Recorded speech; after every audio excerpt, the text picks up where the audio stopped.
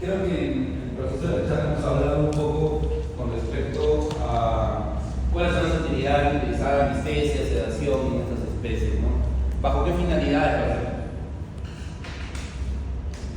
En caso de para exámenes de control anual, Los chequeos anuales, ¿no? Un examen de control. Otra finalidad, ¿cuál lo tenemos que ser anestesiado? transporte, para curación de heridas, transporte. Curatajes, transporte, que son las cosas más habituales, y los chequeos, ¿no? Casi siempre se envuelve en eso el hecho de por qué utilizar productos anestésicos en estas especies. La evolución con respecto a la anestesia en animales silvestres viene desde un principio, ¿no?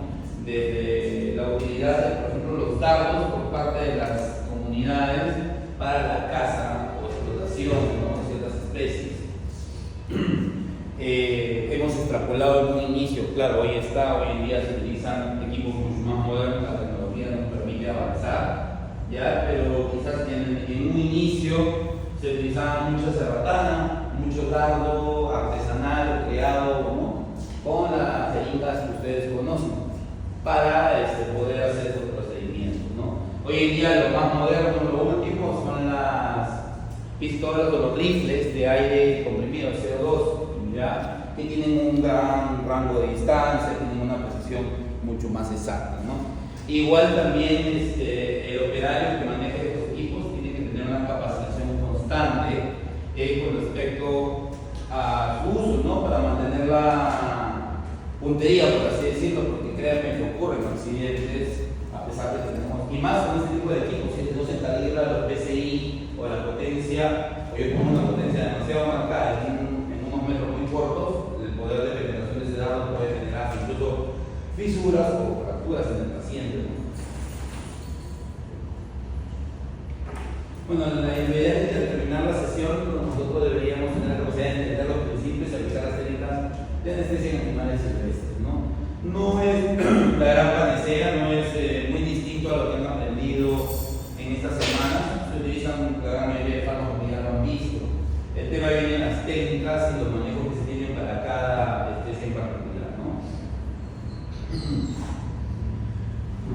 Bueno, hemos hablado que ya sabemos muy bien para qué utilizar la anestesia. En el caso de los silvestres, el porqué de la utilización de estos, no hemos hablado de los curatajes, del transporte, de la movilización entre jaulas, como tal, y de los chequeos que se hacen anualmente, ¿no? Bueno, todo se remonta más o menos a estos años, ¿no?, cuando se extrapolaba de los comuneros justamente la utilización de estas cerbatanas que ellos creaban, ¿no? Una de las especies que más capturan o se capturaban son los primates y las aves. Ya, mediante este sistema de dardos o flechas, en el cual embadurnaban el dardo con ponzoña o veneno de ciertas especies, principalmente de anfibios, ya del género de probates. Esas ranitas de colores que hoy en día también se crean como mascotas, ¿no? Ya, en realidad la rana no es la que tiene la capacidad de producir la toxina, sino la hormiga de la cual se alimenta. Por eso es que la de probates que se cría como que en cautiverio y vía, o sea, todas esas que ustedes ven de colores, como le dan alimento vivo criado en cautiverio, ya perdieron la capacidad de veneno. Entonces la pueden criar como mascotas. Las reproducen incluso de forma legal ya, y se exportan al extranjero.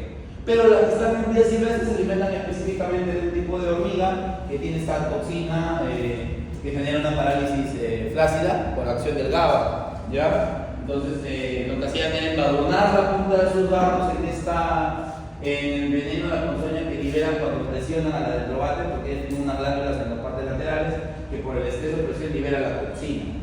Embadurnaban la punta y era lo que utilizaban pues, para poder capturar, en este caso, aves y primates para el consumo, ¿no? Ellos tienen pues, un sistema donde normalmente le dan una mejor precisión a sus dardos con cierto tipo de plumas, cierto tipo de pelaje para darle una mejor trayectoria al dardo, ¿no?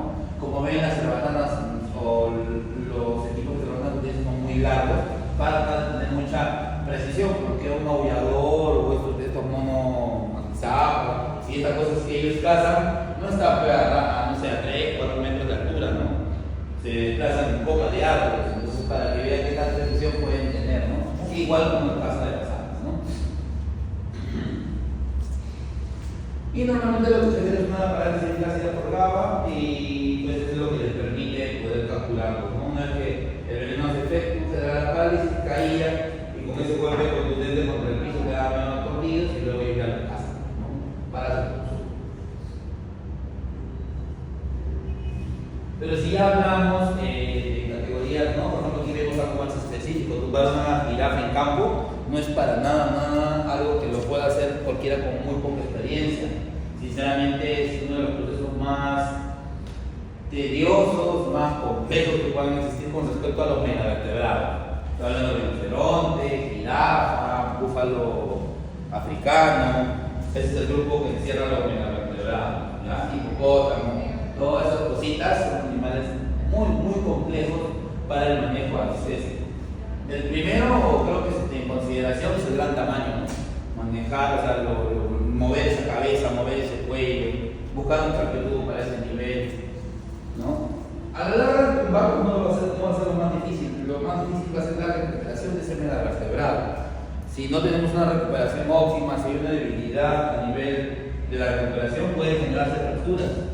Y es un individuo pues, que no podemos permitir hacer esto, ¿no?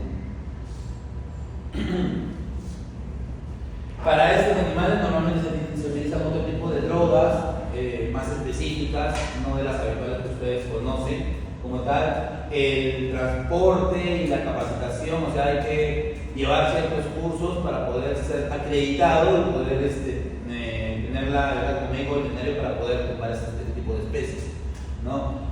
Cuando, por ejemplo, en los zoológicos de aquí se quisiera hacer, no sé si sepan, pero ya tenemos rinoceronte aquí en Leyendas, ya tenemos una hembra juvenil que viene para proyecto, el macho lo tiene Brasil, ya es un proyecto de intercambio de zoológico que se realizó hace 2 años exactamente. Ya tuve la oportunidad de conocerla antes de que la puedan exponer al público. Nosotros estuvimos haciendo unos cursos ahí en Leyendas y el director nos dio la facilidad de entrar al área de cuarentena y poder conocerla, alimentarla. Tengo ahí por ahí una foto que es un animal impresionante tenerlo al costado, ¿no? De verdad parece una minivan. De verdad es una minivan al costado. Le he dado de comer incluso, traen su propio alimento, no es que acá procesemos. Y cuando tienen que hacer los procesos de chequeos anuales, llaman a un veterinario específico de Europa. ¿Cómo es el proceso incluso de las drogas que ellos llevan? Que el maletín tiene un candado especial sellado que viene desde allá y que solamente se abre cuando llega acá por el aeropuerto, tiene la autorización. Tiene un montón de documentos en regla que tiene que presentar ese veterinario para ese transporte de ese maletín. ¿Ya? Son drogas más específicas para tumbar este tipo de animales. Me imagino que ya este año toca su chequeo anual tanto de la jirafa, de ese bicho, de un hipopótamo, entonces posiblemente para eso nosotros lo llaman a este colega de afuera porque es capacitado en esa área, está acreditado en esa área. ¿Ya? Entonces para que vean lo complejo, todo un movimiento de cosas. Cuando él viene a planchar, todo el zoológico quiere estar ahí para poder ganarse con ese proceso, ¿no? Ahora, es muy distinto el hecho de poder hacer contención en un área cerrada, en un zoológico, donde tengo la facilidad de poder desplazar hoy en día, gracias a Dios, un cambio de oxígeno, desplazar una máquina de anestesia, cuando trabajas en campo, ¿no? Te limita muchísimo más. No sé si lo sepan también esto, pero para los procesos de sedación de grandes felinos y megavertebrados siempre está un operario de guardaparma, digamos, con un arma por si A o B ocurriera un incidente, ¿no? No se registraron los zoológicos de aquí, pero sí en zoológicos de Estados Unidos donde normalmente uno fue como un chimpancé, ya donde el proceso de sedación no sé qué pasó, pero mucho se levantó. Ya, y mucho fue suave, herido o irse contra uno de los operarios, y por eso es que siempre hay un guardaparma con un arma, ¿no? Porque prima primero la vida del humano antes que del individuo, ¿no? Ya saben cómo terminó la historia de chimpancé, ¿no? Tuvieron que sacrificarlo porque puso en peligro a los que estaban trabajando o manejando por un mal manejo de anestesia. Eso es algo que tienen que tener mucho cuidado cuando manejan, por ejemplo, grandes emisiones, ¿no? Ahí sí, nuestra santa desmetomidina, y bueno, no antagonizar hasta que todo haya salido o esté listo para poner al antagonista y huir del lugar, porque si no puede tener La seguridad del procedimiento anestésico, tanto para el animal como para el equipo de trabajo, dependerá del conocimiento del aspecto biológico relativo de las particularidades anatómicas, ¿no? Fisiológicas y etológicas de la especie a ser inmovilizada. Pues, doctor, aquí no va a ser lo mismo planchar, no sé, un avestruz que planchar un leopardo o un guepardo, no va a ser lo mismo, no sé, dormir una grulla que dormir un aullador. O sea, aquí sí tienes que lamentablemente tener bien establecido las características fisiológicas particulares de cada especie, ¿no? En el caso de las cebras, por ejemplo, ellas no se pueden, o no las anestesian como lo harías con un quino habitual, utilizan otro tipo de drogas, por la forma justamente de despertar. Son animales que cuando levantan muy eufóricos y tratan de justamente, por la utilización de otro tipo de drogas, buscar un despertar más ralentizado, más tranquilo, porque con lo habitual, vitamina, desmetomilina y todas esas cosas, el despertar puede generar erráticos y puede generar fracturas. Son animales que hay que cuidarse. En el caso de estos animalitos que ya hemos hablado, como una cebra, que es un herbívoro postgástrico, fermentador postgástrico, habría que tener esas referencias del posicionamiento, de no terminar en el malmovimiento para evitar justamente paradas, ¿no? Timpanismo. Igual, así cada especie, en el caso de las aves, tendrán que tener mucho cuidado con el manejo de posicionamiento, porque las aves, aparte de pulmones, ¿qué tienen? Y eso repercute mucho en la posición como los anestesios. Jamás una ave va a ir anestesiada con pecho hacia la mesa, porque los músculos pectorales involucran la respiración. Y si yo la pongo, es un animal pesado, ¿cómo va a poder ventilar con sus propios medios? Siempre se manejan de lateralizadas, ¿ya? O de espalda. Cuando los manejen de espalda con una capacidad de extensión de pecho, eso sí me tienen que evaluar. Casi siempre es bueno rotarlas durante el proceso de la cirugía. Pero en su gran mayoría, las aves manejarlas de lateralizadas, ¿ya? Para evitar esto de la compresión de los árboles y para que también no comprometan los músculos respiratorios pectorales, ¿no? Que son muy importantes para la respiración de estas aves. En el caso de los megavertebrados, que son fermentadores como un hipopótamo, también mucho cuidado con el tiempo de los tiempos de ayuno, ya por el tema del reflujo, igual en estas especies. El manejo de cegarlos o de limitar la vista, como ya lo hemos hecho en perros y gatos, también es importante, ¿no? Para de esta manera potencializar quizás la sedación del paciente, ¿no? Bueno, los objetivos principales creo que es desarrollar un protocolo que sea eficaz y seguro para la inmovilización de esta especie silvestre, ¿no? ¿Cuánto más o menos creen que es un león? 250 a 300, dependiendo del ejemplar, ¿no? Es un animal muy pesado, peligroso. Que este protocolo permite la realización de la colecta de muestras biológicas, que sea cómodo en el proceso, ¿no? Normalmente cuando lo vamos a planchar una vez al año, se aprovechan de hacer todo, ¿no? Se llama, quizás para la suma de otros colegas, no sé, el endoscopista, por ahí, el radiólogo, el ecografista, ¿no? Por ejemplo, en el sorteadero, en el Huayco, cuando nos tocaban, no sé, anestesiar a la arpía, anestesiar a las neurotropicales, anestesiar al cóndor, que no se hace todos los días, pues, ¿no? Era un evento que se pactaba con semanas, por ejemplo. Aprovechaba el dueño del Huayco invitar a Yuri, que es el endoscopista, para que meta endoscopio y pueda hacer endoscopía. Le convenía, no cobraba, pero tenía la oportunidad de hacer una endoscopía en un cóndor, que no la hace todos los días, ¿verdad? ¿No? Por ahí llamaba a Gino Pinco para las fotografías de las aves y de esa forma también pueda revisar y pueda beneficiarse con esa información, ¿no? Porque no todo el día le metes ecografía a una neotropical o a una arpía, ¿no? ¿Con qué frecuencia planchas una arpía? A eso iba, ¿no? Entonces, cuando normalmente dormían ese tipo de aves, se aprovechan a hacer todo: radiografía, ecografía, análisis de sangre, morfometría para ver pluma, tamaño de pico. Llamaban hasta los oftalmólogos, a la doctora Michelle. Me acuerdo que iba también al Huayco a hacer, Michelle Frego, a hacer oftalmología de las rapaces. Le gustaba mucho porque hablaba de que el globo ocular de la rapaz es muy interesante, ¿no? Anatómicamente lo fascina mucho a los oftalmólogos, ¿no? Entonces es un proceso en el cual aprovechan hacer todo, porque no podemos estar durmiendo de aquí a 15 días, vamos a hacer repetir una ecografía, eso no se hace, como si lo puedes hacer con el perro, el gato, ¿no? Entonces tengan cuidado en ese aspecto. Y segundo, es que son animales de alto valor genético, de alto valor económico, ¿no? Yo me acuerdo que cuando el Huayco estaba en su apogeo, él vendía un cóndor en $70,000 a un zoológico o a criadores particulares, ¿no? Me acuerdo haber un japonés compró una vez uno para su colección privada. Lo mandaron para su colección privada, imagínate. $60,000 todo por uno.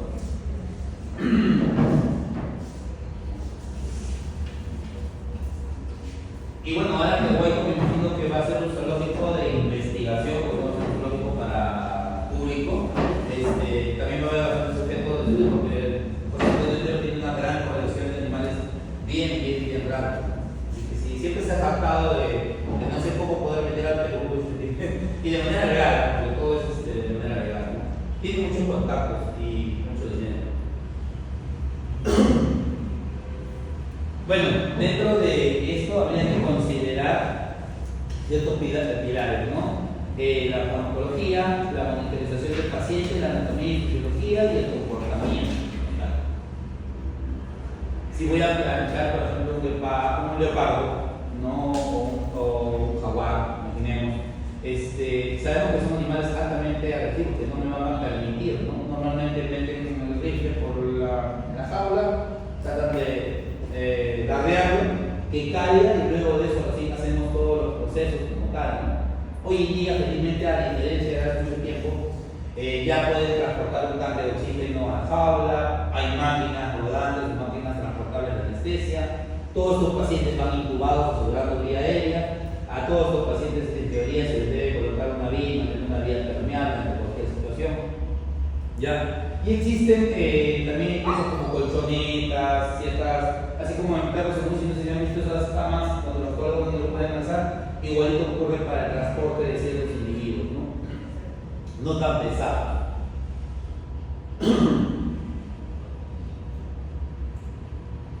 Bueno, el manejo anestésico, ¿no? Primero identificar la especie, que es importante, ¿no? Si esta necesita o no un ayuno previo, el tipo de intervención que vayamos a realizar, la duración de la intervención que también vayamos a realizar, los efectos del fármaco, ¿no? Farmacológicos que debemos de prevenir, ¿no? Se podrá realizar un examen clínico, habrá exámenes complementarios de laboratorio, normalmente te basas siempre en el año pasado. Como los hacen anualmente, casi siempre se basa. Entonces, hay un desfase de un año de saber cuál es la condición interna del individuo que vas a planchar, ¿no? Pero es lo que nos queda, pues no voy a meterme a tomar un prequirúrgico como un león, ¿no? A menos que tenga por ahí un refuerzo positivo. No sé si han visto algunos individuos que les generan refuerzo positivo, o sea, no sé, preme carne y me ponen la pata para poder tomar la muestra, ¿no? Eso es algo que no se aplica en el zoológico, sinceramente, ¿no? Es un tipo de medicina un poco más moderna. Quizás en otro zoológico sí, pero aquí. Entonces, esa desfase permite también pues, ir conociendo los datos que tienes con el cuidador, con el encargado del área, ¿no? Sí, no sé, en ese año, doctor, sí hubo semanas en que hubo, no sé, un cuadro de episodios de diarrea, episodios que no comió bien, hubo episodios, no sé, de bajones de peso, o cambios de conducta. Toda esa información debería transmitirse al cuidador, ¿no? Para tenerlo en consideración para poder hacer el proceso.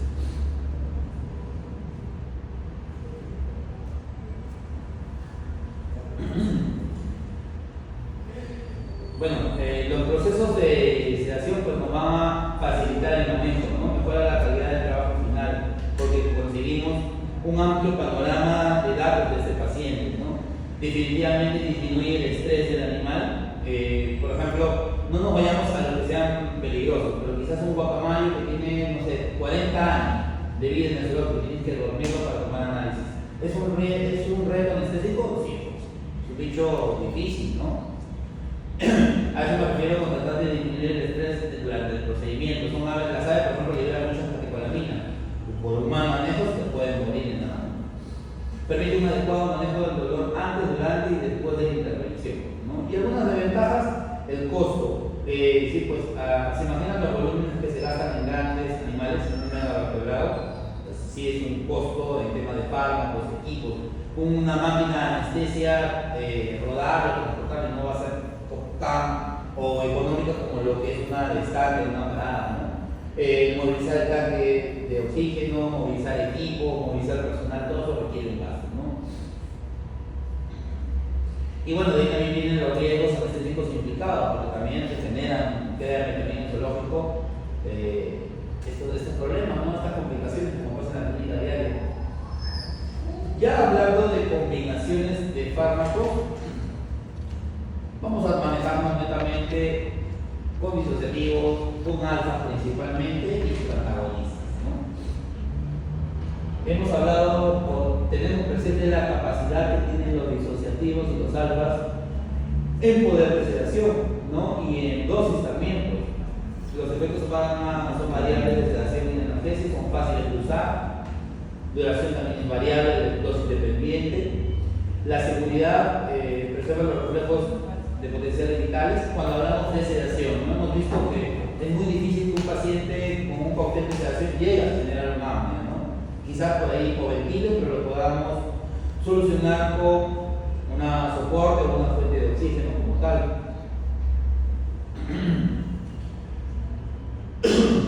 Entonces ya tenemos ahí los antagonistas, tenemos una combinación muy habitual que se tiende a utilizar. Aquí sí, en el zoológico Suelis tiene una marca de concentración de dexmedetomidina que viene de 2000 microgramos por ml y la que ustedes conocen es de 500 microgramos por ml. Viene mucho más concentrada para tener un volumen menor. ¿Por qué creen que viene más concentrada?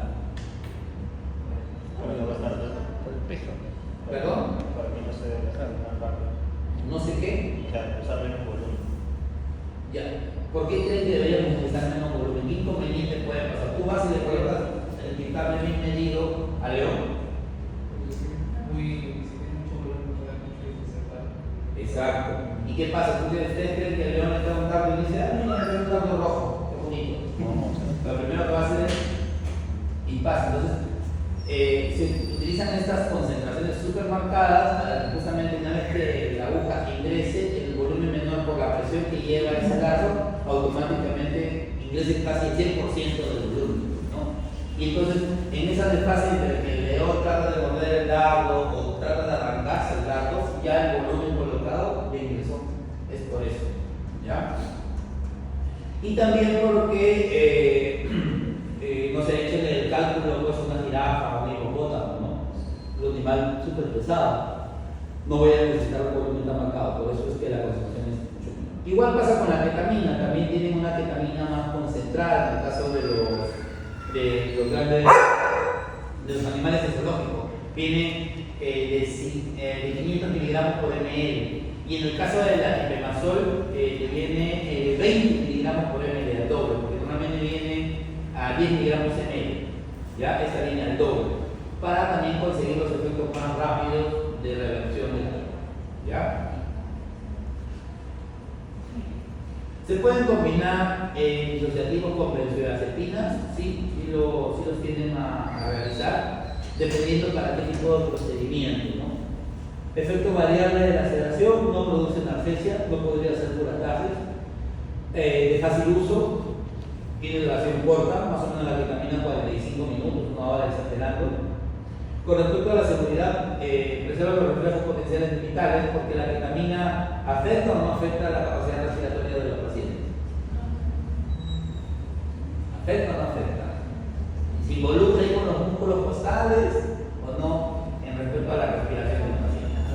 No, es una ventaja, ¿no? Aparte, por ahí mantiene una buena frecuencia cardíaca, aumentando así la recarga. Lamentablemente, se fue trabajando sin el miocardio. Ya, pero ya tiene esa ventaja, ¿no? De tratar de compensar lo que el midazolam sí podría producir. Es decir, es un relajante muscular, respiratorio-depresor, entonces por ahí compensa. ¿Ya? Y siempre, si nos pasamos de vuelta con el midazolam y queremos antagonizar la droga, tenemos su antagonista, que es el flumazenil, se puede hacer 0.1 miligramos kilo la dosis para poder antagonizarlo. ¿Ya? Y el efecto es bien rápido, ya más o menos a partir del segundo o tercer minuto ya vas viendo el desplace del midazolam y la colocación de esta droga, ¿no? Y disminuye la respuesta a la liberación de catecolaminas. Tenemos una combinación un poquito más potente en el cual asociamos un disociativo más una benzodiazepina más un alfa, ¿no? Al tener esta combinación pues ya vamos a tener una excelente sedación y una analgesia, una rápida inducción tras por el alfa. Más o menos hablamos de unos 50 minutos de tiempo efectivo, ¿no? Con respecto a la seguridad, preserva los reflejos potenciales vitales, produce un poco de estrés metabólico, habría que tener mucho cuidado ahí con el tema de la ventilación. Sería, por ejemplo, primera que tendrías un bicho que tendrías que mantener con soporte de oxígeno siquiera, ¿no? Ahí ustedes están viendo que si bien están trabajando en campo, al menos tienen una colchoneta, al menos están con un pulso oxímetro, están tapando los ojos para disminuir ahí o potencializar la sedación. Ya, por ahí me imagino que este de aquí, esta línea debe ser una cánula de oxígeno, debe estar por aquí el tanque. Y el doctor aquí está utilizando un endoscopio semiflexible para poder hacer una monitorización, me imagino, de la cavidad bucal, ¿no? Quizás revisando piezas dentarias, pero más o menos es una forma como se maneja, ¿no? En campo. Tenemos fluoxetina, sí, normalmente las van a utilizar para sedación se usa mucho, por ejemplo, en los búfalos de agua, ya para poder transportarlos y hacerlos más manejables. ¿Ya? No la utilizaría yo, por ejemplo, en especies de aves, porque no tengo un antagonista de este. Se va a demorar la recuperación de mi paciente, va a estar hipotenso, va a estar hipotérmico, entonces no tiende a ser una droga muy habitual, ¿no? Para rumiantes va bien, por así decirlo, ¿no? Tampoco se tiende a utilizar en felinos, ya, o en grandes felinos. Lógico está que reduce el tiempo de la inducción por su potencia de sedación, prolonga el tiempo de sedación al no tener un antagonista, es una droga que condena a tener a ese individuo 4 horas, en promedio 6, con efecto de estas drogas. Pero sí tiene un buen, excelente efecto antiarrítmico, anticonvulsionante y antiemético, ¿no? Eso ya lo sabemos muy bien del clonazepam. Y aquí tienen un dardo, por ejemplo, creado de manera artesanal, ¿no? Donde tiene normalmente con una gota de trixtrapam el bisel cortante, ya para que por ahí no fugue, hacen un huequito en el lateral, ya con una lima para generar la punta del bisel que tiene por donde sale el producto, y el huequito es para colocar el gel que observan aquí. Cuando la aguja penetra la piel, el músculo del del individuo, este gel se corre y deja expuesto ese huequito, y así es que la droga sale. Para esto, aquí tienen ustedes la droga, ven que hay un doble émbolo. En este émbolo se llena, en esta zona está la marca de la jeringa, se llena de aire para generar presión aquí. Esta presión es lógico que cuando se libere algo, este pedazo de gel salga, va a liberar la presión por aquí, porque todo el aire comprimido empuja el fármaco por la salida de esta salida de la aguja, ¿no? Y el hecho de utilizar plumas, lana, frutas para dar una mejor dirección o mejor exactitud al apuntar con el dardo, ¿ya? Pero así de simple que tener un dardo de estos se puede generar de manera casera con las jeringas que ustedes tienen. Yo cuando llevaba, no sé si ustedes llevan cursos de silvestres, ¿llevan? Manejo de silvestres, algo así, nada, de animales zoológicos, ¿llevan algo así? No. Electivo. Bueno, normalmente en alas, en nuestro curso de silvestres nos hacían hacer dardos, ¿no? Nos sacaban al campo, poníamos una tabla de 15 metros y todo el mundo se ponía a practicar ahí para su dardo para ver si era efectivo, ¿no? No se hacían. Igual en esta clase hay una diapositiva de cómo preparar estos dardos, porque no son la gran ciencia.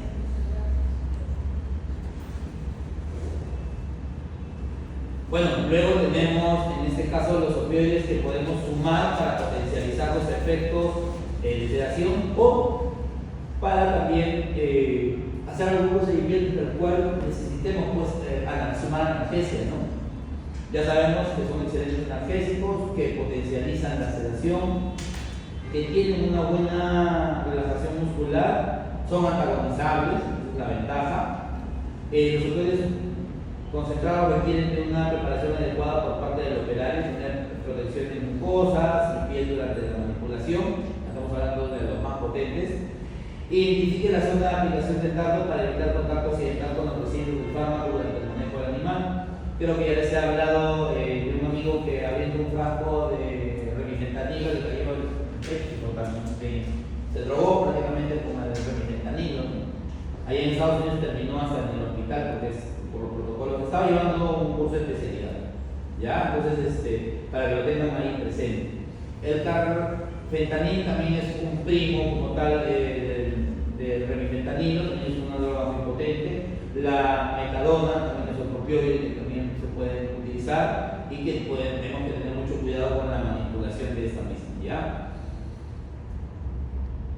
Y bueno, los residuos de este tipo de fármacos o de opioides potentes habría que destinarlos a un recipiente especial, ¿no? Vamos a tener métodos, ¿ya? De contención. Tenemos, porque no toda la contención que vayamos a hacer en el paciente tiene que ser química, ¿no? También hay contención física, como la que están viendo ahí, que se aplica muchísimo a ciertas especies no tan grandes que yo pueda manipular, ¿ya? Por ejemplo, este tipo de cámaras de contención las aplican para ciertos primates, ya para género de los armadillos, ya para mamíferos pequeños como tal, aves pequeñas. La intención de esta jaula es comprimirla en sus 4 lados.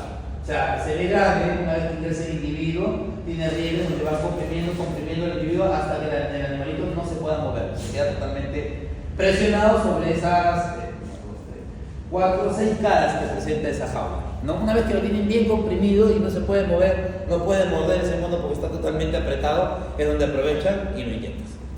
Una vez que cae, ya lo sacan de la jaula de contención y ya lo puedes manejar, ¿ya?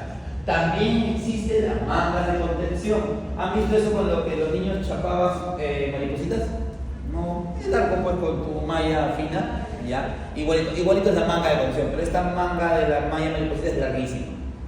Entonces, ¿qué hace? Por ejemplo, eso se aplica mucho para los felinos pequeños. Ese gato de monte que tenemos en el norte, o cualquier felino pequeño, ¿ya? Entra al recinto, lo ubican, lo capturan, o sea, le tiran la malla, como la manga es larga y es oscura, es de yute, hace que el felino lo vea como una guarida que se meta hasta el extremo distal.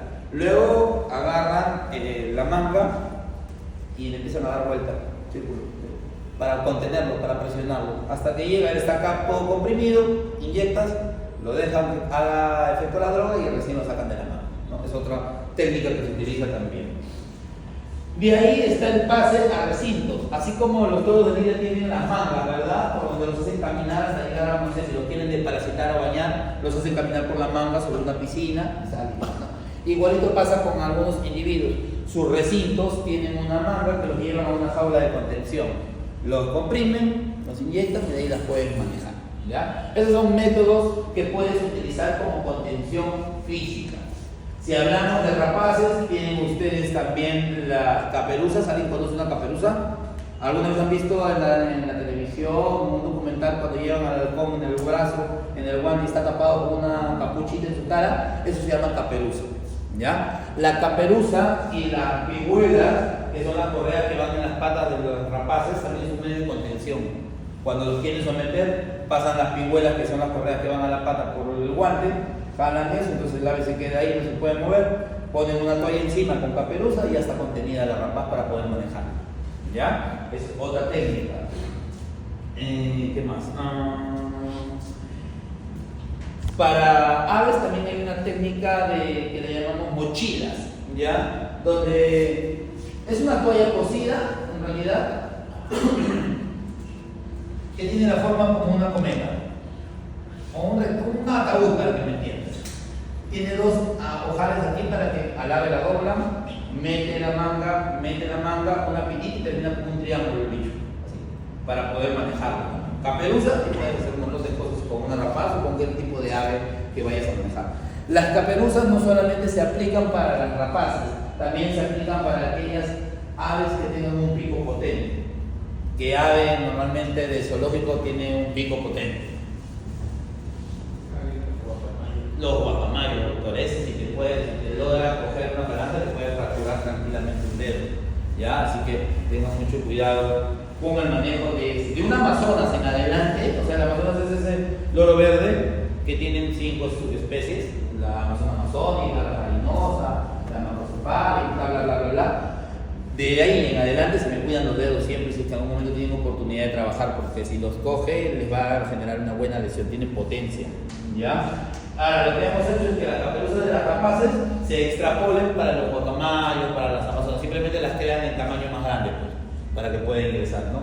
Y ayuda mucho, mientras ustedes limiten, buen día, mientras ustedes limiten la visión de las aves, van a tener un manejo bien cómodo de ellos, ¿ya? Otra técnica para cuidarse, por ejemplo, de rapaces, es algunos colegas agarran un bollo de algodón, ¿no? Hacen un bollo de gasa de algodón, esta es la pata de la rapaz y la meten. La rapaz cierra, cinta.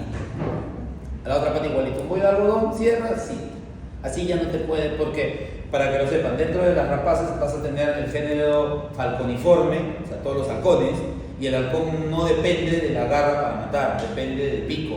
Tiene estructuralmente hablando un ángulo y llave que justo cuando agarra la presa mete ese punta entre atras y axis, ingresa, quiebra, rompe médula y así mata. Así puede un halcón de 800 gramos dominar a un pato de 2,5 kilos silvestre. Porque simplemente una vez que lo coge atras así, quiebra eso y ya lo dominó. El gavilán, los géneros de los parabuteos, o sea, de las rapaces, aquellos que sí maten presionando, el gavilán, por ejemplo, el águila, ¿qué otro género? Las lechuzas, todo ese grupo mata con garras. En ese tipo de animales es donde tú te tienes que cuidar con esto del algodón, porque su método de defenderse va a ser este. En el halcón no, te podrá presionar, pero no tiene esa fuerza que tiene un gavilán en la pata, ¿ya? Entonces, para los géneros de rapaces que no sean falconiformes, patas, para los halcones, paperuz, ¿ya?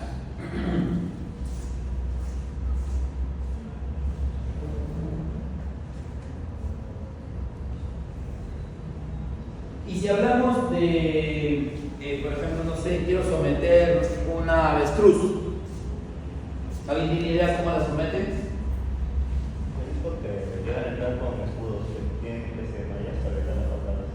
Así es, ¿no? Y una vez que dominan base de cuello, también ya las dominaste. Igual es el otro primo pequeño.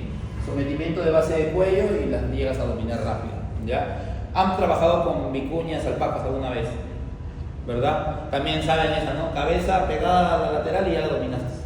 La tumbas facilita, ¿no? Una vicuña todavía es mucho más fragilísima, es un animal bien dócil, bien frágil, ¿no? Es por eso que puedes venir como el puma la tumba como si nada, ¿no? Igual también, para estos animalitos, tumba, pasan cabeza, lateralices el cuello y le pierde el punto de equilibrio y la tumba.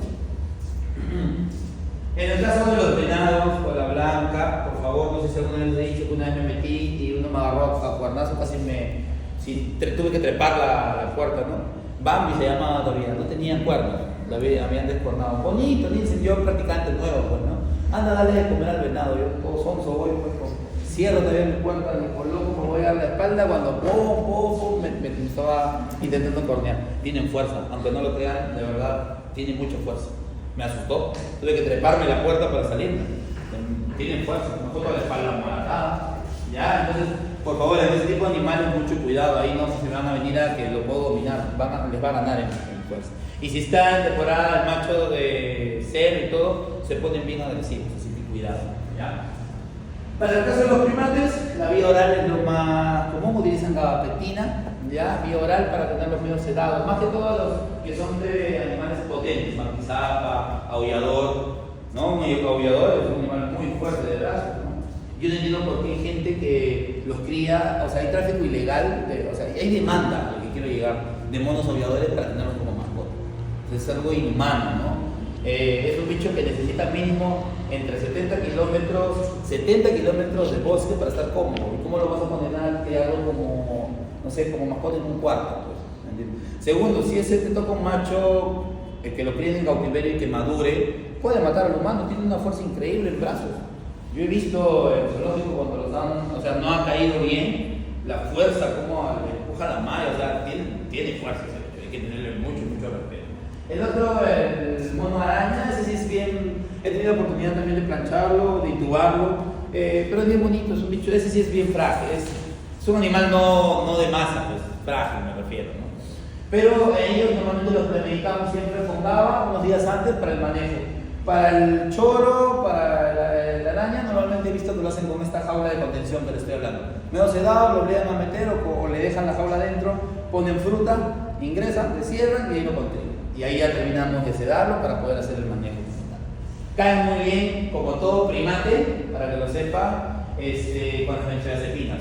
Ya, o sea, en los primates y en el humano, la benzodiazepina es una maravilla, lo que son mantequillas. Ya, entonces me acuerdo de ese haberlo bajado o haber caído con 0,4 de midazolam y 5 de ketamina. Ha planchado el pobre mono araña. ¿Ya? Era una hembrita viejita, lamentablemente cuando le hicieron la ecografía de control, porque justo aprovechamos en hacer todo, tenía una metástasis tumoral en todo el abdomen. Ya tenía como 25 años de esa mona. Y antes no sé si estará viva, pero justo el ecografista descubrió que tenía masas de toda la cavidad abdominal. Tenemos la inyección manual a aquellos individuos que por refuerzo positivo podamos realizarlo, y tenemos el bastón de jeringa, ¿no? Es una extensión en la cual tratamos para no lesionarnos nosotros, ponen por dentro de la jaula el bastón hasta llegar, comprimen y lo que hacen es botar la aguja para poder inyectar al individuo. Bueno, ahí por ejemplo, hablando de la vía oral, una respuesta relativamente buena, pero lenta, usada comúnmente para tranquilización o sedación leve, muy empleado para juntar animales nuevos dentro de un nuevo grupo, ¿no? Un entorno como tal. De inyección manual, bien sometido, porque si estos caninos te agarran, pobrecitos, pobre mano si este canino te agarra. Reduce la posibilidad de los traumas por ausencia de impactos fuertes. Ese es el problema con los dardos, ¿no? O con las pistolas de CO2. Tienen ya buena potencia. Si no las regulamos bien, podemos fisurar, fracturar como tal al individuo, ¿no? Según el punto donde se realice la aplicación, permite una aplicación intravenosa también cuando el animal está sometido.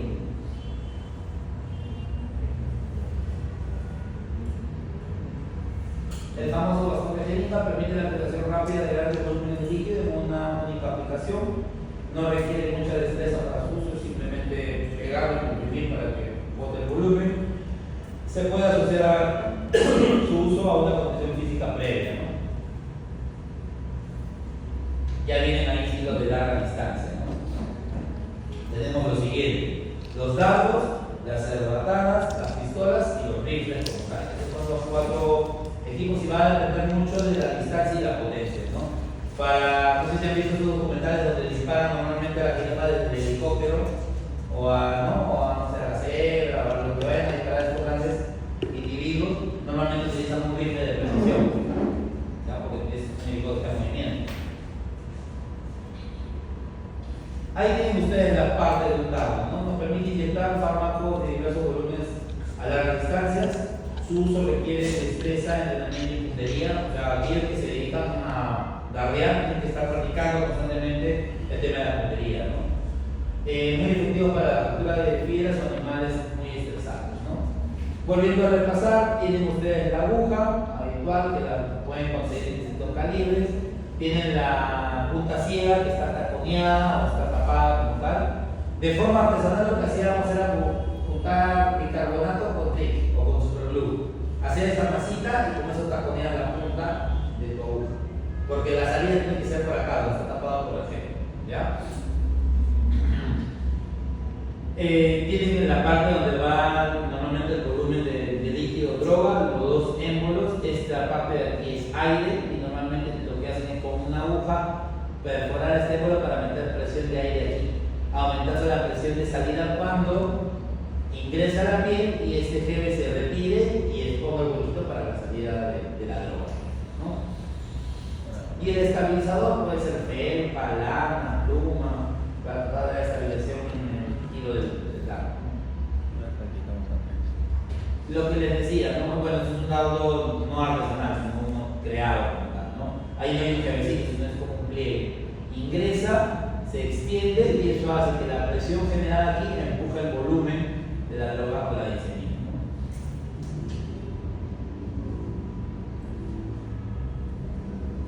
Vamos a ver distintos tipos de dardos, como ustedes ven aquí, con distintos tipos de guías, ¿no? Aquí, por ejemplo, lateralizado con una flecha, felpa, aquí parece pedazos de liga y este tipo de redonda, ¿no? Estos dardos sí son dardos específicos, ¿no? No son baratos, sinceramente, poder tener un dardo o un paquete de estos, más o menos cada uno está algo de $25 y necesita muchas medidas. Y les hablo de un rifle específico para poder rapear, ¿no? Cuesta miles de miles, aquí caro. La opción cómoda que tenemos es, ahí sí hay cerbatanas como tal específicas que venden, ¿no? Eso es lo más cómodo que había llegado. Pero el rifle de CO2 o los dardos profesionales son carísimos. Tenemos para poder hacer dardo artesanal un material mínimo necesario, es una aguja 18, el puté, lana, polymix y la jeringa, ¿no? Aquí tenemos también la línea de precisión. Lo que les decía, más o menos el procedimiento es así: cortan la parte superior de la jeringa, dejando expuesta esto, cortamos el émbolo como tal, que va a colocarse doble, acuérdense que son doble émbolo. Al émbolo superior normalmente pegan la guía, o claro, luego se corta, se coloca el primer émbolo. Por aquí es donde van a llenar el fármaco, pero ya han colocado el primer émbolo y el segundo émbolo va en el extremo distal de la jeringa.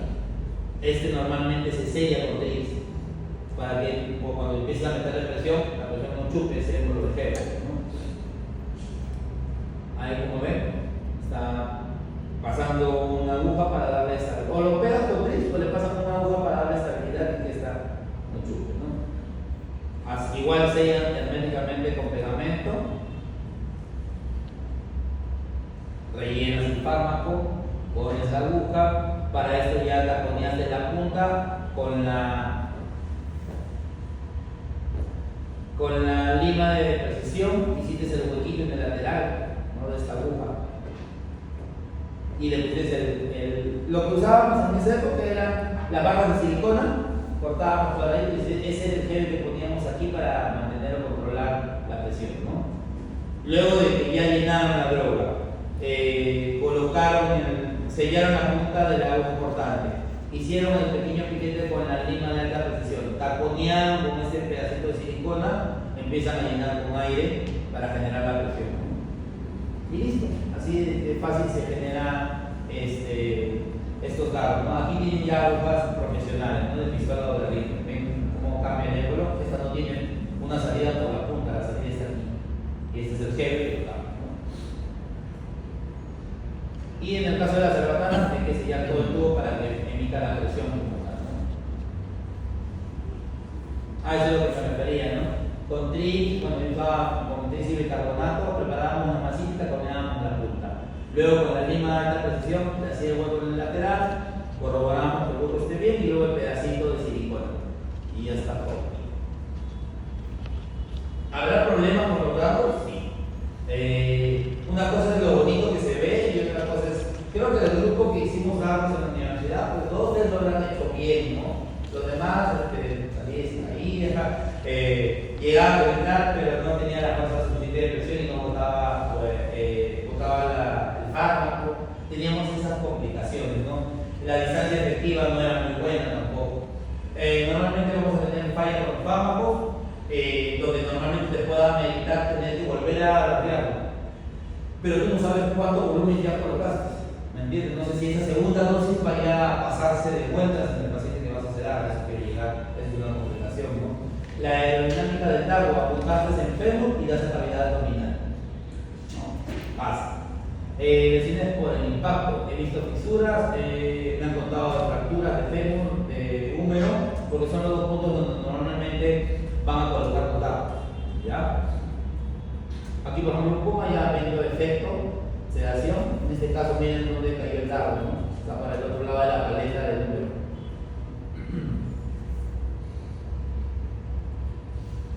En un cenacra o un hormiguero, lo que está haciendo acá el doctor Marcos es utilizar justamente una cerbatana para poder sedar, ¿no?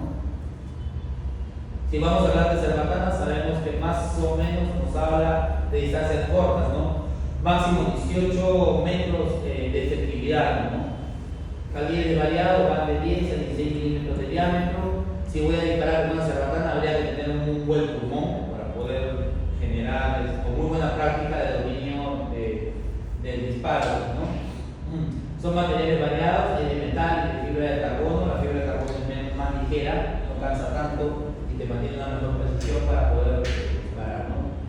El disparo depende únicamente de la potencia del sol y de la precisión del tiro del operador, ¿no? Entonces, como digo, tenemos pulmón para poder tener precisión. Poquísimo ruido en el disparo, es verdad, pues, no suena casi nada. Es un método más empleado para la captura química de animales en cautiverio, ¿no? La ventaja es que lo tiene demasiado cerquita y que pueda fallar acá en los ojos, también difícil, ¿no? Y los disparos son un poco traumáticos porque la potencia del soplido no se va a comparar pues, al PSI que libera un tanque de CO2, ¿no? Acá tienen las pistolas, ¿no? Usadas para tiros de corta distancia. Estas sí tienen mayor precisión, hasta 30 metros. Son de uso práctico en condiciones controladas, o sea, la temperatura física, ¿no? Son activas por cargas de pólvora o de CO2, siendo hoy en día desplazadas las de pólvora por el sonido y las de CO2 no generan ningún tipo de sonido, ¿no? Aquí, por ejemplo, ven el baloncito de CO2 que es intercambiable, chiquitito. Es más, hoy en día hay en tiendas donde venden armas, no sé si han visto ahí unas réplicas de las armas verdaderas que son de CO, con valores de CO2 y botas balines de acero, de plomo también las hay, ¿no? Son armas de defensa en la cual no necesitas una licencia, ¿ya?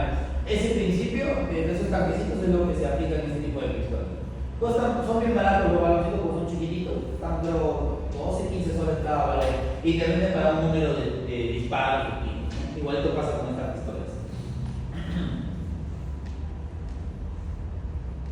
Y ya tenemos de ahí pues los rifles, ¿no?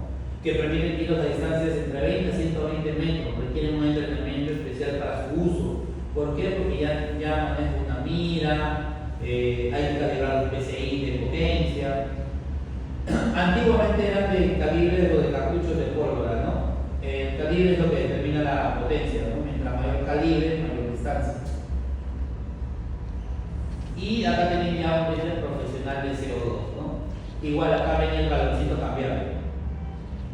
La mira, el nanómetro de PSI que te indica para los disparos, ¿ya? Cuánto me queda, por así decirlo. La culata retraíble para la comodidad del hombro, para poder hacerlo más preciso. Y tienen un cañón bien largo para aumentar la precisión, ¿no? Trabaja dados de metal, dados de nylon. Los disparos son un poco traumáticos cuando se calcula bien la distancia y se regula el PSI. Por eso tiene este nanómetro, para regular justamente la potencia del PSI. Y se activan por cartuchos de CO2 con aire comprimido, como les he dicho, que son justamente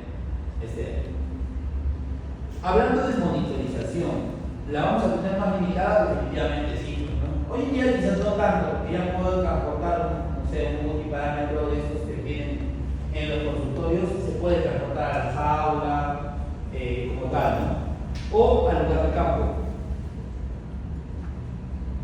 Dentro de la monitorización, verificar si el protocolo está resultando dentro de lo esperado, ofrecer la mayor comodidad hacia el animal, colchonetas, por ahí, no sé, vaca de paja, para evitar la compresión también de los grandes animales.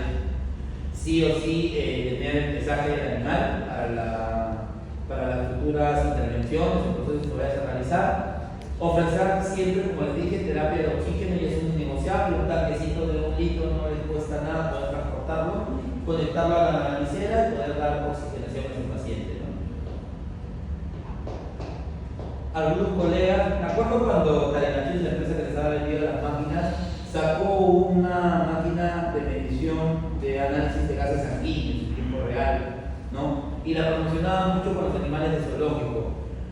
No tuvo muy buena acogida, por así decirlo, con respecto a perros y gatos, porque es un equipo carísimo que normalmente pides bicarbonato, calcio, CO2 en sangre, como tal en tiempo real. Tenemos una muestra de esa necesidad, lo procesas como un reactivo, así como los discos de bioquímica, para que me entiendan, pero normalmente se tiende a aplicar en UCI, se tiende a aplicar en pacientes muy complejos, ¿no? No es para que lo hagas en todos los pacientes. Entonces, cada doctor era carísimo y Tarenachis entró al mercado ofreciendo la medición de análisis de gases sanguíneos justamente con el doctor Jan Marcos, por ahí cuando Yuri hacía endoscopía, siempre lo llamaban, les ofrecían esto, vamos a planchar en rellenos, no sé, Y ellos iban y trataban de promocionarlo, mejor dicho, con los animales zoológicos, ¿no? Pero como les digo, al ser un aplicativo para UCI y para anestesia más compleja, no tuvo mucha acogida en el mercado. Por eso ustedes no ven que las clínicas diariamente miran pues gases sanguíneos, ¿no? Es muy caro. Si hablamos de evolución, aquí tenemos por ejemplo un multiparámetro, miren, esto es de los años 70, 80, ¿no? Era un multiparámetro que iba en una caja con una protección como tal para poder transportarlo, ¿no? Tremenda cosa para tener pulsometría, presión y eje.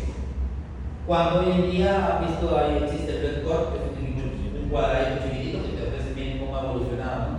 Un equipo que cabe en la palma de tu mano a un equipo que tenías que transportar tremenda manera, ¿no? Para poder hacer la monitorización del cambio, ¿no?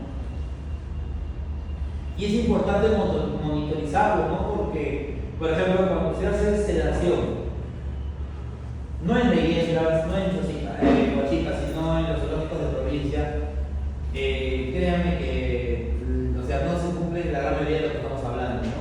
Para ellos, monitorización es tener un estetoscopio, escuchar la frecuencia cardíaca, por ahí tener algo de mucosas, pupilas y ya. Esa es monitorización para ellos, ¿no? Y sabemos que eso está totalmente descabellado. Aquí, por ejemplo, tenemos un pulsómetro de edad. Miren, es un gecko crestado, tremenda cosita chiquita, con un sistema hechizo. Como han utilizado un globo en una bolsa de reservorio, ¿no? Han adaptado un Jackson, como ven, y me imagino que en la imagen tenemos pues como traqueotubo un capuchón de agua. ¿Ya? Es un bicho muy bonito, muy interesante, es bien alucinante. Este sí es de los que quedamos como gecko, pero de los que sí se pegan. Porque el leopardo es el único gecko que no tiene ventosas. Está dentro del centro, pero no tiene las ventosas, entonces no se pega. Este sí. Esas son las dos especies más comunes, el crestado y el leopardo, lo que van a ver ustedes como mascotas en algún momento que caerán por ahí por su clínica. Ya, pero o sea, lo que quiero llegar es como este pulsómetro te garantiza frecuencia cardíaca, saturación de oxígeno, PI, como tal, midiéndolo en la patita de un nivel tan chiquito. Lo han canalizado porque está la vía costa. Es una intraósea, ¿no? Lógico, esto no le van a dar la vena a esa cosita tan pequeña. Ahí va una intraósea, a FEM. Ya es una forma de poder hidratarlo, más que todo lo utilizamos para hidratación. Es bien raro que utilicemos alguna droga por esta vía, por así decirlo. Más que todo para la hidratación, la canalización intraósea. ¿Ya? Casi siempre todo se coloca intramuscular. Ya para tumbarlos, más o menos se utiliza en promedio entre 75 y 100 microgramos de desmetonina y puedes utilizar entre 10 y 15 de ketamina. Ese es mi cóctel que uso yo para estas especies. Intramuscular en el tren delantero, no en el tren posterior, por su sistema portorrenal, que hablamos de eso. ¿Ya? Una vez selado con esta potencia, metemos algo de gas para poder intubarlo, lo mantenemos con gas y con su premeditación. Si utilizan opioides, sí les pega bien el tramador, pero se utiliza a 10 a 15 miligramos por kilo, se utiliza B. Si les pega bien los AINES, se utilizan caprofeno a 2 miligramos por kilo, se utilizan meloxi a 1 miligramo por kilo, ¿ya? Las dosis varían, ¿ya? Y con eso hacemos los procedimientos más habituales. ¿Qué hacemos en esto? Mucha impactación, ¿ya? Hay dueños que dan bichos con mucha queratina, tienen mala capacidad de agarrar la queratina y esta se va impactando. Entonces terminamos haciendo, un motivo habitual es hacer esterectomía, para que me entiendan, para sacar ese cuerpo impactado. Otro motivo muy común que hago en hembras es esta folicular, o sea, que no pueden poner huevitos, ¿ya? Algún huevo por ahí se reviente y ya genera una celonitis y hay que terminar haciendo una esterilización, ¿no? Es también algo muy habitual que se hace en esta especie. De ahí a procesos de amputación, por ahí algún dueño descuidado que cerró la tapa subterránea debajo de la pata, pasa, ¿ya? Dermatitis, también curatajes, heridas, suturas, porque, o sea, sí, hay que ser, ¿no? Yo digo, ¿no? A veces me llegan algunos casos a la médica donde yo digo, ¿cómo puedes tener ese animal para poder llegar a sacar una dermatitis en un reptil? Son animales tan duros, tan resistentes, tan fuertes, que yo digo, deben estar nadando en sus heces para que por contacto generen una dermatitis y vengan así, ¿no? Porque es muy raro, son muy duros. que se te muera que se te un hueco, ¿no? Por así decirlo, para no son de fácil mantención. Es más, esta especie es una dentro de los reptiles de crianza, es la más fácil de mantener. Más fácil que un hueco de leopardo. ¿Ya? Entonces, a eso. Esas son las cosas más habituales que hacemos en estos pequeñitos, ¿no? Dentro de la monitorización, bueno, estamos en campo, no tenemos manta térmica, estamos en una jaula, estamos en un lugar abierto. La hipotermia es algo que tenemos que controlar, ¿ya? Para eso existen estas compresas de agua caliente, ¿no? Que tienen una tapa, un tejero, las envuelven con toallas, se ponen muchísimas. Guantes no van ahí porque estás en campo, en piso, piedra, paja, que perfores agua caliente con guantecito. Por eso mejor las compresas que son más duras, sería una opción. Por ahí llevar estos focos de calor, estos rojos. No sé si han visto esta tipo brazos de 4 focos rojos que se utilizaban antes para levantar temperatura. No sé si usted, doctor, alguna vez lo usaba. ¿Ya? Normalmente lo llevan a la jaula para poder aumentar la temperatura. Un calefactor para la jaula también es otra opción. Porque hoy en día ya las jaulas tienen ese acceso de punto de corriente, pues, para poder justamente hacerlo más fácil, ¿no?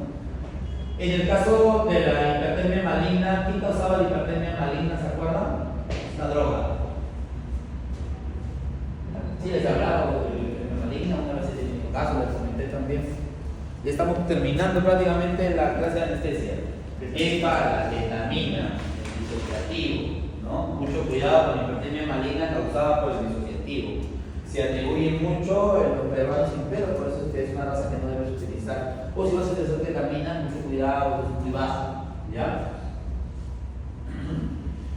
Y hace poco también podría atribuir, tuve una anestesia de un conejo para unos accesos y también, no sé si empezó a hacer hipertermia por estrés o quizás por incluso la droga. La cosa es que el conejo llegó hasta 41.5 en anestesia, ¿ya? Bueno, como estaba con manta, me acuerdo, lo cortamos en la sala de cirugía y cortar la manta, y como son animales de metabolismo tan acelerado, chiquitos, así como se calientan, rápido se enfrían también, pues, ¿no? Entonces al cortar la manta empezó a bajar la temperatura y terminó en 39.8. La temperatura de un conejo puede llegar hasta 40.5, por si acaso, que lo tengan presente, ¿ya? Pero ya 41 ya estaba pues, preocupando, ¿no? Si lo seguía manteniendo con manta, podía eso generarme complicaciones. La de modelo es de 39.5, 40.5, como tal, ¿ya? Entonces, cuidado con la hipertermia maligna. En el caso de los ovulados, en el caso de los equinos, se atribuye, hablando de zoológico, se puede atribuir por el uso de la ketamina. En el cuadro de la hipoxia ya hemos hablado de que es un innegociable, hay que asegurar la vía aérea. Y si por A o B yo no puedo asegurar la vía aérea porque es un animal de difícil manejo, qué sé yo, no sé, voy a planchar un oso hormiguero, al menos puedo poner una naricera, pues, al menos puedo poner una máscara para asegurar un flujo de oxígeno como tal y tratar de evitar. Y también hacer medidas, doctores. No nos cuesta nada, como lo vimos en el perro, si veo, por ejemplo, que la ketamina que coloqué está generando mucha baba, antes de siquiera querer asegurar la vía aérea a ese bicho, pues abro un ratito la boca, agarro gasa limpia, trato de sacar toda esa secreción, reviso que la vía aérea esté permeable, esté correcta, no hay baba que brota con él, y luego coloco mi máscara de oxígeno, ¿no? Siempre por criterio común, revisar la cavidad. Si voy a utilizar disociativos que están viendo que es un pilar en estos animales, no está de más hacer una limpieza de esa baba, porque la va a pasar, las dosis son altas.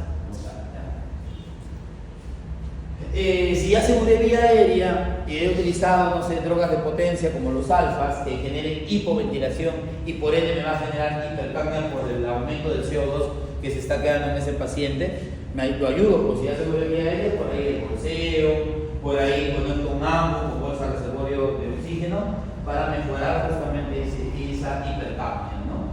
Y mucho cuidado con la acidosis metabólica, ¿ya? Se puede atribuir en aquellos pacientes que tengan demasiado riesgo de oxígeno. Vamos a disminuir acá. Ciertas consideraciones, ¿no? El peor panorama, creo yo, es uno de los más difíciles, ¿no? Poder dar con rifle en el helicóptero de movimiento como un animal corriendo a 40 a 50 km por hora, porque eso no corre real. ¿Ya?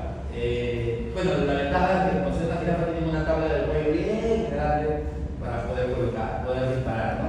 Pero lo ideal es que se dispare en el tercio medio. ¿Ya?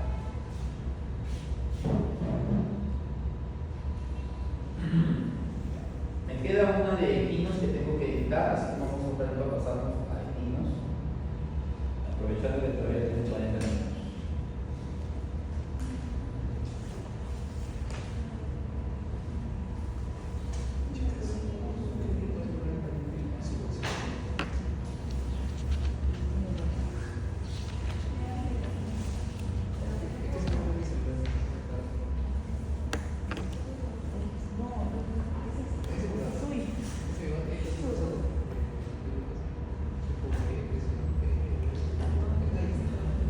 La licencia en equinos hoy en día ha tomado mucha importancia, de verdad que están avanzando a pasos agigantados, ¿no? Hace poco le he visto al doctor Elvis hacer un BIS, utilizar el equipo del BIS, que es una medición del estímulo parasimpático justamente en un equino.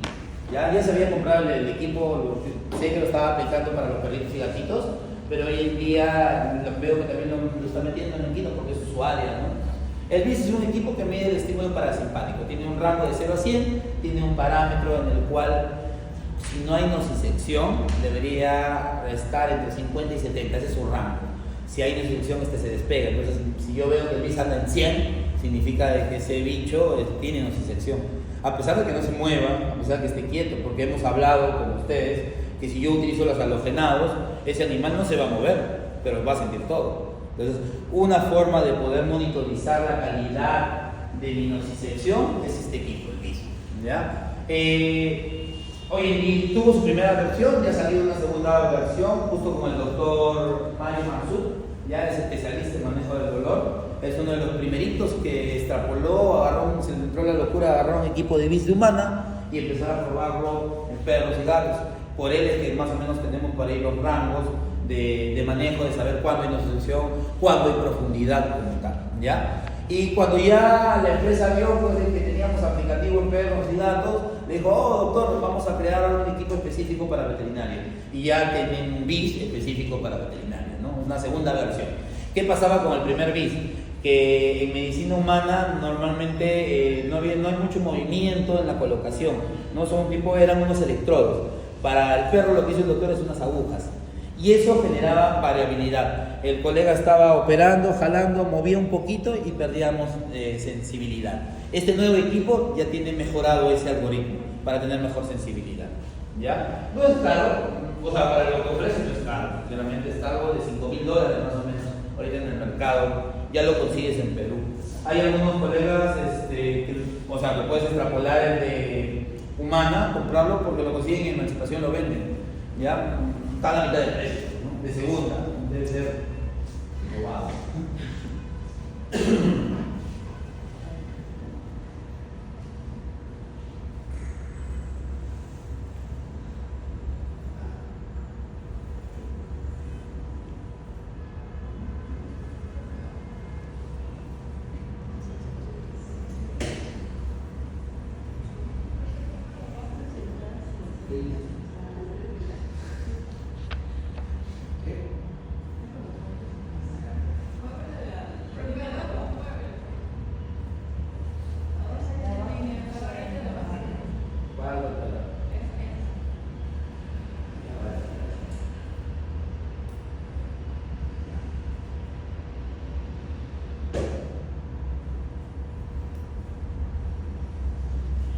Durante mucho tiempo tuvo mucha tasa de mortalidad, ya por el manejo, es un animal muy nervioso, ¿no?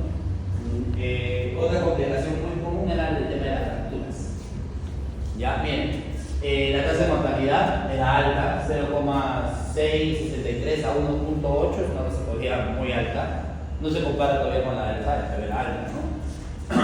Y en enfermos por cólico era todavía mucho mayor, más de 1,9%, ¿no? Claro está de que se ha evolucionado bastante en todo lo que se hace y prácticamente se extrapola lo mismo que ustedes enseñan en perros y gatos, pero en estas especies. Ya no es como me enseñaban a mí o como yo veía la especie de esos animales, ¿no? Que eran bien tortuosas, un pésimo manejo del dolor un pésimo manejo de la transección. Normalmente hacían algunos procedimientos con un animal más que sedado, sometido, como tal, con todo lo que vieron en bovino. Esas mangas que se metían, con muchos nudos para mantenerlo quieto, ¿no? con la manicera tirada por un lateral para que el pobre animal por el dolor no se mueva, ¿no? Entonces, he visto de verdad cada cosa cuando me estaba formando, ¿no? Va a haber ciertos factores de riesgo si hablamos de mortalidad. Es lógico que esto es una verdadera anestesia, una imagen moderna, ¿no? Como ven hasta la mesa de cirugía, cómo tiene estos acolchonados, tiene las ruedas para el transporte. Acá arriba sí o sí tiene, acá está la polea, no me está dejando mentir. Tiene la polea de transporte, como van las otras partes, igual se incluyen accesorios de operación, ¿no? Los equipos de inversión también que se manejan, ¿no? Entonces hay factores de riesgo como la edad, el tipo de cirugía que se vaya a realizar, las de normalmente traumatologías no van a comprometer, a diferencia de por ejemplo resolucionar un pólipo, un vólvulo, que son mucho más complejas, ¿no? La posición corporal, la elección del tipo de anestesia y la duración de la anestesia son factores que van a repercutir con respecto al riesgo, ¿no? Como preparación del paciente, considerar toda la información que se pueda alterar en el manejo del caso. Enfermedades recientes a nivel respiratorio pueden llevar a posponer la anestesia.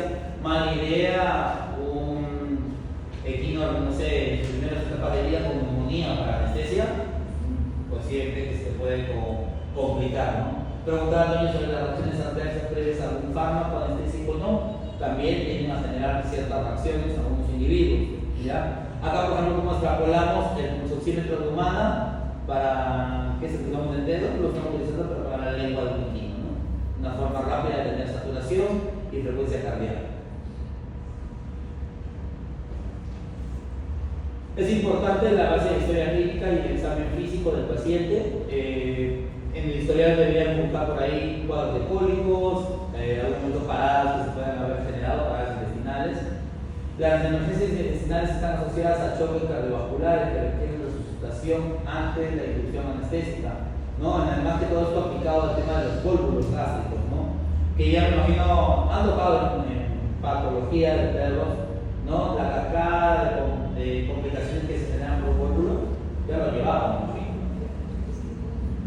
Por eso es un peor panorama, ¿no? El tema de las acidosis y el tema de la necrosis, el nivel, ¿no? Todo eso debe no lo había tocado ahí.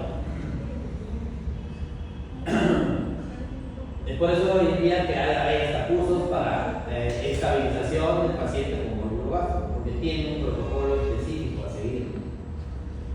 Ahora, con respecto al examen clínico, al examen físico, siempre prestar principal atención a los sistemas cardiovasculares y respiratorios.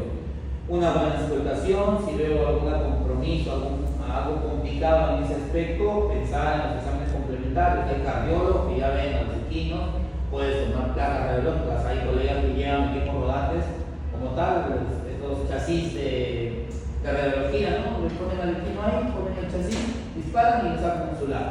Ya no necesitas tener un equipo digitalizado, hay equipos transportables de radiografía, quiero llegar. Ya no hay excusa para poder tomar una placa radiológica.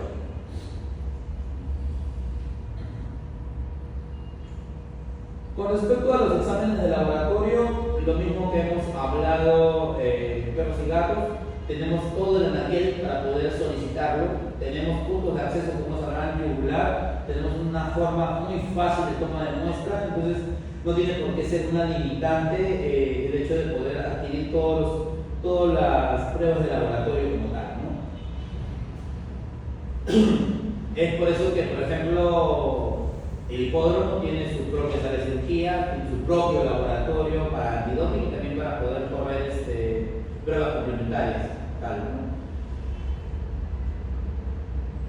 Si hablamos de ayuno en estas especies, se les indica un ayuno de 12 a 24 horas para prevenir las injurias a nivel gastrointestinal, facilita la respiración del caballo durante la anestesia, porque recuerden que si hay mucho volumen en el posicionamiento en que lo colocamos, toda esa gran masa visceral va a comprimir diafragma y no vamos a tener una correcta ventilación del paciente.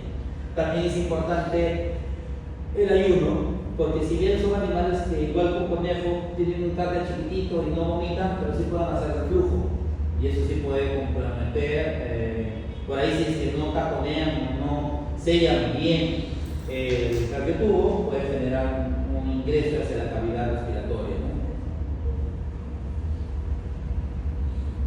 El ayuno también disminuye la probabilidad de rompimiento estomacal por trauma durante la recuperación. En esos que se recuperan muy tortuosos, un movimiento con un estómago pendulante podría generar un desgarro o un rompimiento estomacal. ¿Ya? Así que hay que tener cuidado con eso. La fisioterapia, justo tienen esa técnica, normalmente los someten con un bozal con pienso para que estén comiendo, no puedan morder, tratar de arrancar. Ya, esto va a un récord que es corredizo para que el animal se pueda desplazar y así no se vea. A pesar de eso, sí he visto un momento en que tienen que entrar orientado por aquí porque se tiende a enredar el cable, ¿no? Por eso tiene este cable circular, es distinto, el equipo de noticias si lo nota. Es un espiralado. De alguna otra forma trata de evitar el enrollamiento.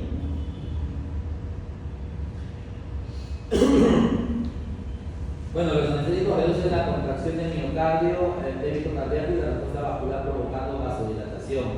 Estas alteraciones provocan secuelas y serias complicaciones como la miopatía.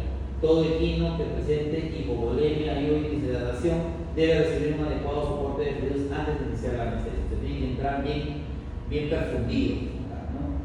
El diseño de un plan de fisioterapia requiere de una evaluación cuidadosa de los hallazgos del examen físico, historial clínico, exámenes suplementarios y los conocimientos de la patología del problema que acarrea en este animal. Para la medicación planestésica, normalmente hay que elegir un carácter electivo. Uso de.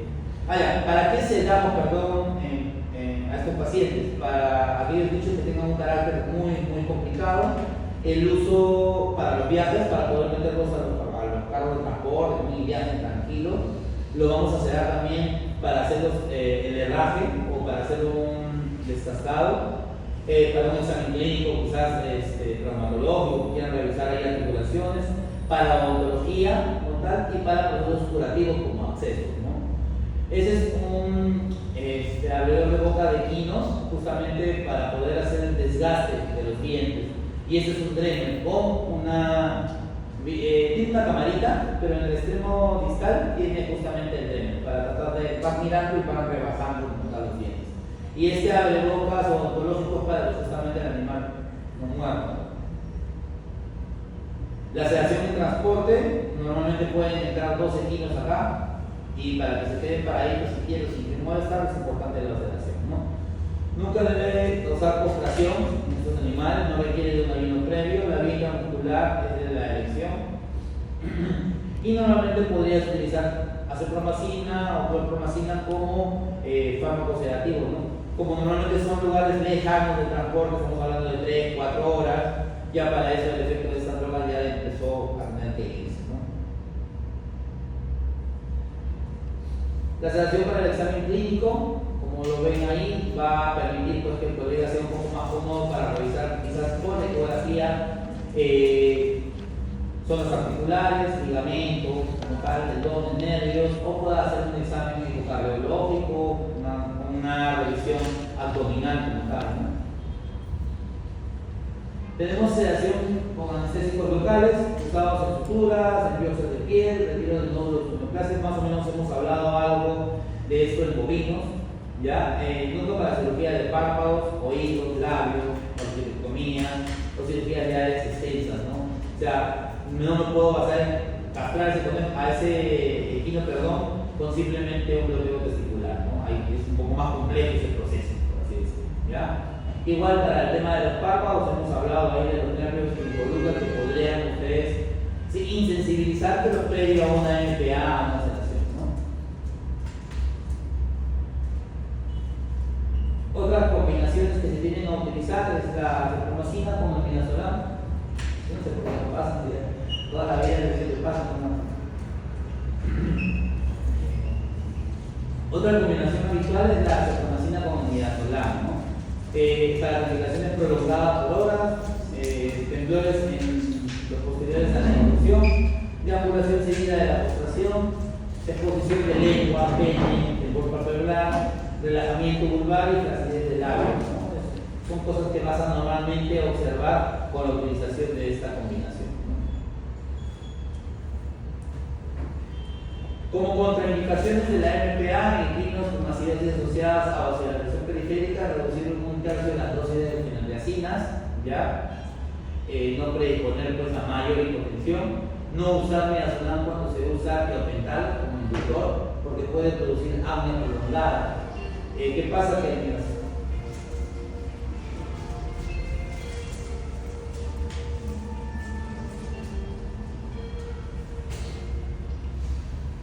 ¿Qué pasa? Que el midazolam va a regenerar, ya saben ustedes, relajación muscular, relajación de la pared respiratoria, de la pared torácica, perdón.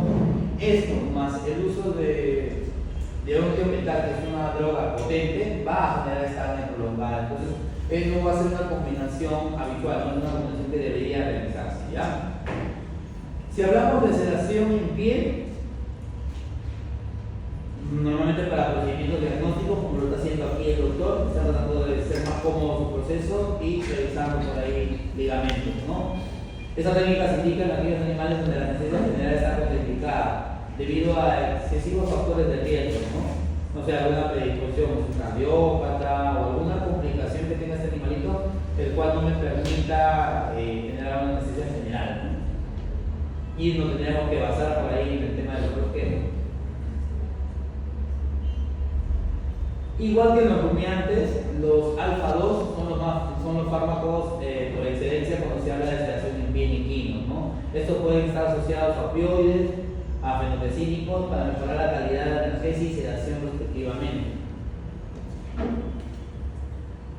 Vamos a tener algunas ventajas, menor riesgo de reacciones a la anestesia cuando hablamos de un animal sedado en pie, reducción definitivamente de la morbilidad y la mortalidad, no lo deprimimos demasiado, menor presión cardiorrespiratoria, no debería haber compromisos de bradicardias o apneas en un animal sedado en pie, reducir el riesgo asociado con la inducción y la recuperación, ¿no? Los costos son menores como tal, a veces la sedación en pie la puede hacer el clínico dedicado a equinos y también se reduce mucho el tiempo de la recuperación. Las desventajas es que por ahí algunas veces la sedación en pie no queda cómoda y repite entonces, ¿no? La insuficiencia analgésica que puede ser un problema si es que tienen que hacer algún procedimiento más cruento y no es ideal para el manejo quirúrgico en pacientes donde vamos a hacer procedimientos cruentos, ¿no? Incremento también el riesgo de daño en el personal. Si por ahí ese animal en pie no está sometido, podemos sufrir accidentes de mordidas o de que el equino te patee. He tenido una compañera que perdió tres dedos. Bueno, uno llegaron a encontrarlo y lo implantaron rápido, pero sí, lo sedaron en pie y por favor jamás hagan esto, ¿ya? Sedó el pie, puso el bozal del equino, el equino estaba sedado y se cometió el error de hacer esto. Y teniendo al animal sometido. No sé qué pasó, el animal se asustó, la cosa que el bicho tiró y al tirar pasó bajo. Los 3 dedos. Encontraron uno, pero estos dos sí les quedó, o sea, no los encontraron. No sé si se combinó como estaban en el box todavía, mentira.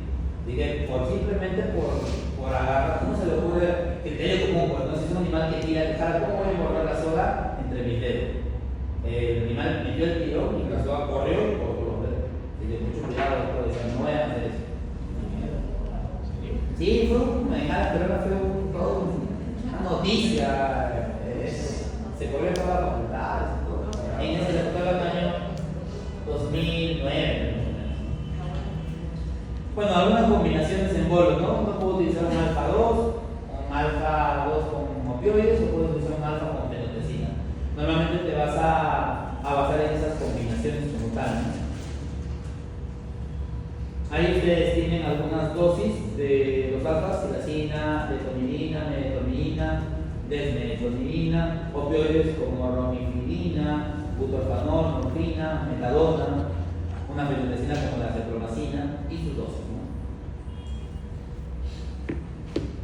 Ustedes aquí no han tenido incidentes cuando han trabajado con equipos de alimentos, no tienen una historia algo así como la que les cuento. Gracias a Dios. Ahora se viene más.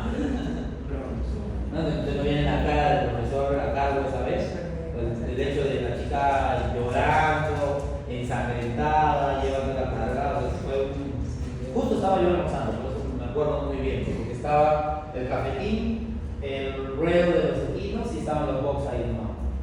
Justo yo salí, me ganamos, la llevamos a la chica al botiquín, ¿no? A generar los primeros, a enfermería para generar los primeros auxilios. Así que sí, mucho cuidado. ¿Se puede también hacer sedación con infusión a ritmo constante? Sí, en realidad ya si hablamos de ya procesos de anestesia general, sí se pueden hacer infusiones, ¿no? Es la técnica anestésica que provee un estado de sedación más estable una vez que se instaura la sedación en la administración de bolos de fármacos, ¿no? La infusión continua requiere de una cateterización intravenosa bien establecida y un sistema de administración adecuado calibrado. En este caso, ¿qué? Bombas, ya sea de infusión o de perfusión, ¿no? Podemos hacer infusiones de alfa, de desmetomidina o de una desmetomidina más butorfanol como opioide, ¿no? También se pueden realizar este tipo de infusiones, más un bloqueo. Ahora, si estás utilizando butorfanol, sabes que el procedimiento a realizar no debería ser un procedimiento muy cruento, porque el rescate no va a ser óptimo. Aquí tienen algunas combinaciones, si voy a utilizar, ¿no? A miligramos, kilogramos, todos están para kilogramos como tal, y aquí tienen las dosis para la combinación de TRIP, ¿no? O de infusión continua.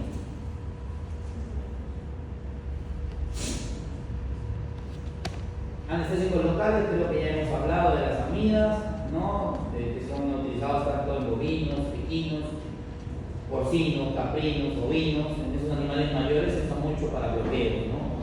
Hemos hablado del descorne, bueno, los equinos normalmente algunos bloqueos para sacar papilomas de párpados, para corregir algunas úlceras, son los que normalmente se tienden a utilizar el bloqueo de los auriculares. Ven, aquí justamente están utilizando un tomón, bueno, lo que se llama, que es para medir la presión ocular mental. Tienen algunos bloqueos, como ya hemos hablado de los forámenes supraorbitarios, infraorbitarios, mentoniano, el bloqueo extraconal para la inflación y el bloqueo del nervio mandibular, ¿no? Por la cara medial. Como es un animal grandote, ahí no entra la uña, sino su dedo va a entrar en el foramen. Es imposible no poder reconocer estructuralmente los forámenes o las estructuras donde voy a bloquear, ¿no? Aquí tenemos bloqueo de miembros anteriores y posteriores, de los más habituales, bloqueo del nervio mediano, digital palmar, fibular lateral, nervios digitales, bloqueo para desmotomía de ligamento medial.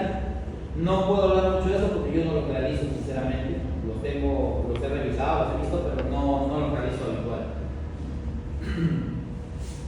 Los intraarticulares, eso sí, por referencia anatómica, normalmente pueden poner triancinolona para manejo antiinflamatorio, pueden colocar, hay una lidocaína que viene encapsulada, se llama Mosita, que es argentina, y normalmente se usa mucho para los bloqueos articulares. Al colocarla encapsulada va liberándose gradualmente y tiene tiempo de acción entre 9 hasta un año de efectividad. No sé si lo han visto, hoy en día salió un fármaco que tenía mucha discusión en perros, justamente también para problemas articulares de liberación. Quiero acordarme que justo en el año lo lanzaron y al día siguiente lanzaron un estudio de todos los efectos no positivos del fármaco. En conclusión, decía, me he olvidado, decía que el fármaco lo que hace es en aquellos problemas con problemas degenerativos articulares en perros, solucionándolo, ¿ya? Y lo venden como que ampliar la calidad de tiempo de vida de ese individuo sin dolor con problema articular. Pero el estudio hablaba de que al no haber una sección o no haber dolor como tal, el problema degenerativo se acentuaba más. Entonces a la larga terminaba con complicaciones, si era a nivel de cabeza de fémur, con posible displasia de cadera, ruptura del cuello, porque como el animal no siente y ya tiene debilitado su zona articular, hacía su movimiento, su actividad y hacía que el problema ya degenerativo se acentúe mucho más rápido y se genere mucho más rápido. Fue bien gracioso, lo promocionaron en el marketing, al día siguiente en las redes sociales mandaron el estudio, habían hecho un estudio generoso los argentinos de 69 perros, no acuerdo, ¿no? Tirándole más barro a esa droga, no sé en qué habrá quedado. Y con respecto a la Mosita, sí también se hizo aplicar a los perros de campo, ya con problemas articulares, ¿no? Se hacía un infiltrado, ¿no? Tal, pero creo que se adelantaron a que esto en vez de ser un beneficio iba a ser una complicación para el perro de campo y se empezó ya no se utiliza en animales de compañía. pero sí se utiliza en animales de alta competencia, como equino. Bueno, los protones epidurales, al ser un animal anguloso, pueden tranquilamente identificar los planos y utilizar, ¿no? Aquí, por ejemplo, se ve el volumen y se ve la burbuja. No sé si ven acá la burbuja, que no se deforma, ¿no? La angulación es 90, tienen bueno, a veces no es una aguja de tobillo, es una espinal, como tal. Y lo que sí se acostumbra mucho en hacer en equinos cuando van a hacer algún procedimiento de tren posterior es dejar un catéter epidural. Eso sí se tiene acostumbrado. Aquí lo están viendo, por ejemplo, la punta del catéter. Que es colocar, a ustedes les he enseñado que ustedes colocan o pasan su aguja, rompen ligamento amarillo y se quedan en el espacio virtual epidural, ¿verdad? Cuando les enseñé abajo, se acuerdan que la aguja espinal tiene por dentro una funda de metal que yo sacaba para conectar mi jeringa y que pueda inyectar el anestésico local, ¿no? Lo mismo se hace, una vez que rompe el ligamento amarillo, están en el espacio virtual, sacan esa funda de la aguja de Toby y hay un kit que se llama kit de catéter epidural, donde viene pues la línea, agarran por esa misma aguja, la utilizan como guía, meten la línea y van pasando la línea, esta pasa la punta de la aguja y se mete en el espacio virtual epidural. Y dependiendo de lo que tú quieras coger para generar anestesia, voy introduciendo las ondas, ¿no? Si voy a, por ejemplo, coger hasta L1, más o menos para esto medí el diámetro, cuánto mide L1, mido las ondas, entonces hasta L1 son, no sé, un perro, digamos, 30 centímetros, ¿ya? Sé que tengo que meterle esas ondas solamente 30 centímetros. Una vez que lo meto, viene como un clic de sellado, es como un clic que lo cierra. Eso se conecta a otra línea de extensión, tiene un filtro bacteriano y eso se conecta, se sella y se pega, como ustedes están viendo acá. Entonces, no sé, hice mi epidural con lidocaína, por ejemplo, ¿no? 2 horas, ¿no? 3 horas, por ejemplo, ¿ya? Se va a hacer efecto, pero yo quiero solucionar dolor en ese perro, ok, vuelvo a pagar mi dosis de lidocaína, busco la punta de ese catéter epidural, lo conecto y estilo de orina porque tengo un catéter que me llega directo a la médula, ¿ya? Eso normalmente se aplica mucho en perros, ¿ya? Cuando hacen cirugías traumatológicas, cuando tienen cirugía de estos pacientes quemados con extremos muy marcados de tren posterior o lomo, un epidural conviene ahí porque le va destilando y va sensibilizando, según tu requerimiento de necesidad, ¿ya? Se aplica. Ahora, los mexicanos sacaron algo más alucinante que se llama la bomba elastoménica. Es una bomba de Heber que uno la llena con la droga, en este puede ser una infusión, no sé, de lidocaína diluida, lo conecta también al catéter y la pega al cuerpo con vena. La bomba trabaja por temperatura. Hay bombas que van a pasar 20 ml hora, más grandecita 40 ml hora, 60, 120, 500 ml, 24 horas, dependiendo del tamaño y el volumen que pasan por ml hora. La cosa es que ustedes, si yo tengo una de 20, lleno los 20 cc de lidocaína, la pego a mi paciente, la envuelve y la bomba trabaja por temperatura. Mientras esté acondicionada al paciente, el TB se va retrayendo a un volumen de 20 ml. Si la bomba es la más grande, que es a 40, entonces el volumen de la reacción va a ser 40 ml. ¿No? Eso se utiliza mucho los mexicanos para los pacientes quemados. Ponen su catéter epidural, le conectan la bomba elastoménica, y lo mandan a casa. Y así lo único que le enseñan al dueño es llenar la bomba elastoménica con la droga para generar anestesia. ¿No? Son técnicas mucho más modernas. ¿Cuánto puede durar un catéter epidural en un paciente perro equino? Máximo 3 días. Ya, de ahí o la cambia o ya me imagino que ya la emergencia está bien cubierta y ya optan por otros medios, ¿no? Analgésicos vía oral, tópicos, ¿no? Qué sé yo, ¿no? Pero sí se utiliza mucho lo que es catéteres epidurales y bombas elastoménicas para equinos y también para perros gigantes, ¿ya?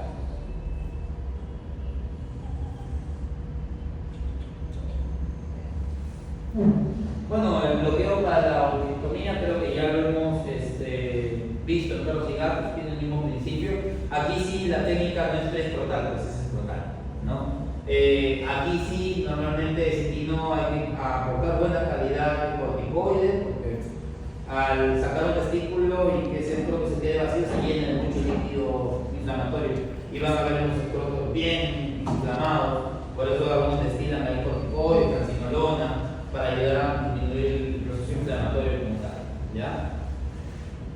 Normalmente este tipo de castración, ¿han visto ustedes castración de equinos? Nunca. Pero ya llevaron equipo, todo bien.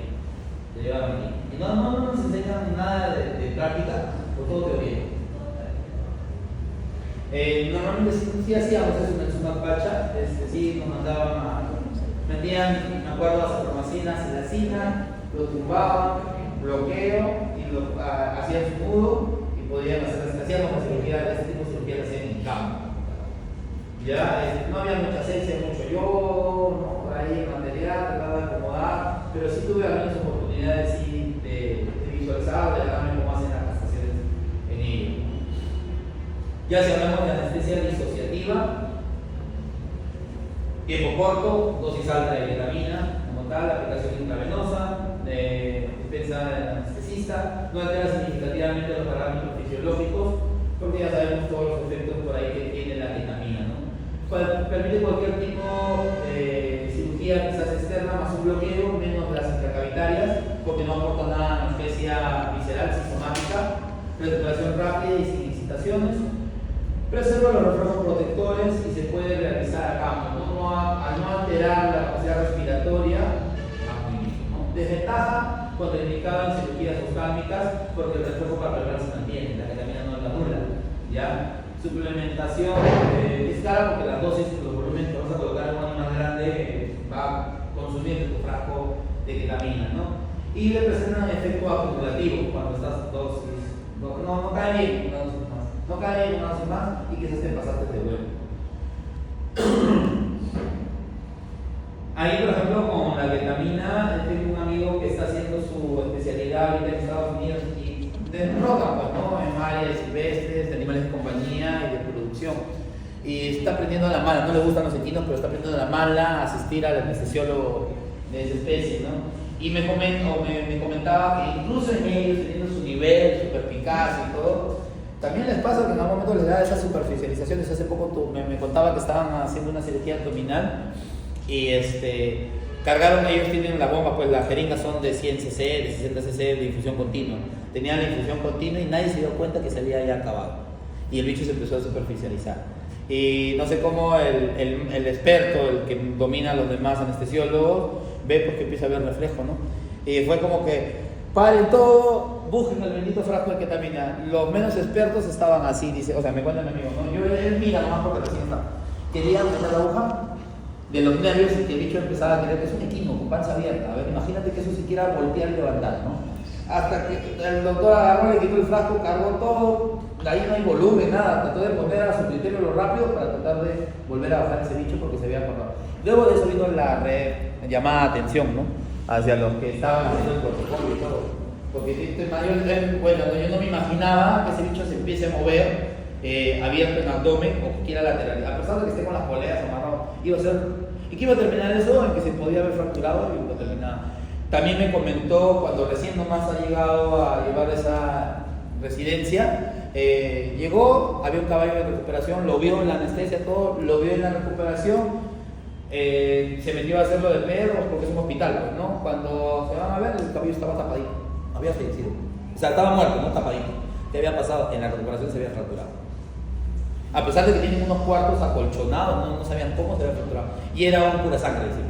Entonces, ¿en qué terminó? Eutanasia. Imagínense.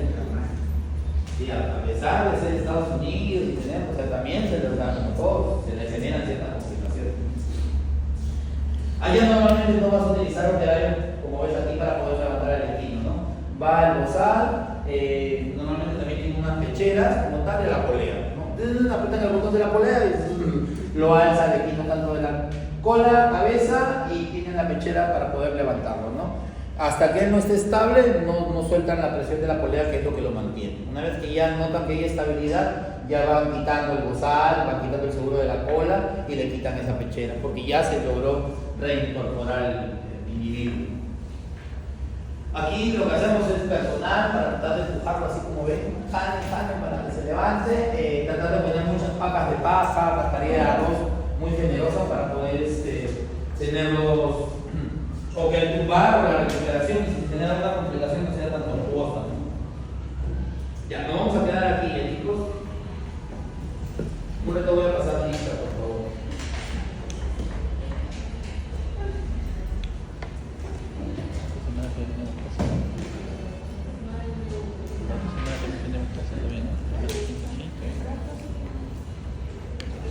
Águila,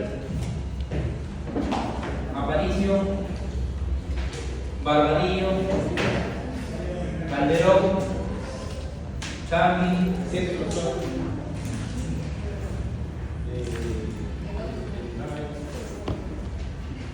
Guerrero, está Llanos,